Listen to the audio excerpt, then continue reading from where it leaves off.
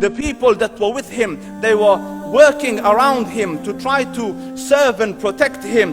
In qala sami'u liqawlih, when he used to say something, they used to hearken to what he used to say. Wa in amara tabadaru ila amrih, when he commanded, they used to compete to fulfill the command.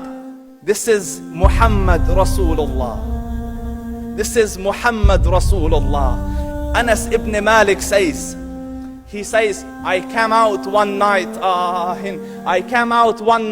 was the full moon night.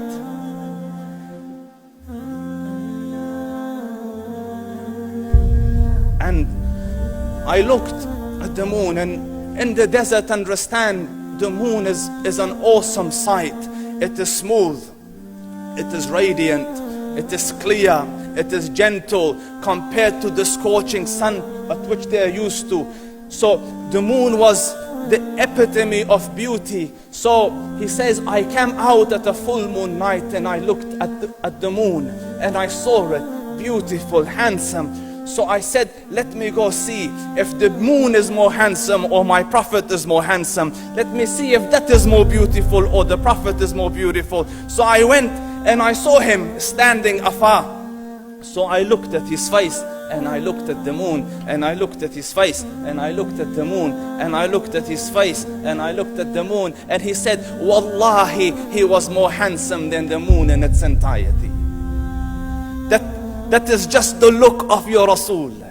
Aisha radiyallahu anha says, I was sewing with the needle, my needle dropped in the dark, I couldn't find it. I said, Ya Rasul, I can't find it. He moved his face close, and I swear, out of the radiance of his face, I found my needle. And the Prophet sallallahu alaihi wasallam was mind-bogglingly handsome, but his handsomeness was covered with waqar and jalal and hayba. The Sahaba say, when we used to sit at his feet, two feelings conflicting would come on the heart. The first one, you wanted to look at him. You wanted to behold the majesty of his face. And when you wanted to look up, shyness used to overtake you, so you used to look down. Amr ibn al-As says, I sat with him many times, but if you ask me to describe his face, I can't describe it. I wouldn't be able to look up to him ijlalan wa ta'zeeman. I couldn't look up at him.